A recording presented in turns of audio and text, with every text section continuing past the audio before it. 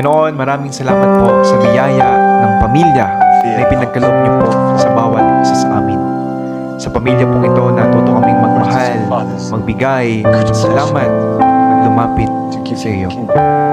Hinihiling po namin na patuloy niyong patnubayan ang aming pamilya. Iiwas niyo po kami sa lahat po ng kasamaan, sa mga bagay na maaaring maghiwa-hiwalay sa bawat isa sa amin. Mga bagay na maaaring magtanim ng puot at galit sa aming pamilya. Mga bagay na maaaring magwasak sa integridad ng pamilya. Panginoon, kayo na pong bahala sa aming pamilya.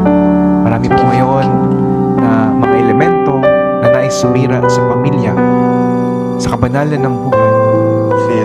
Pero ipinapaubaya po namin ang lahat.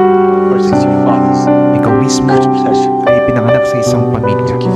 Nawa ay patuloy niyong ipagkaloob sa amin ang biyaya upang ang aming pamilya ay mas maging kawamis, banal na mag-anak sa kabila ng mga krisis, subok na aming pinagdaraanan sa mga panahon ito.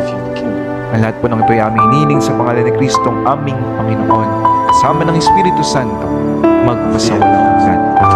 Amen. Sa ngalan ng Ama at ng Anak at ng Espiritu Santo. Amen.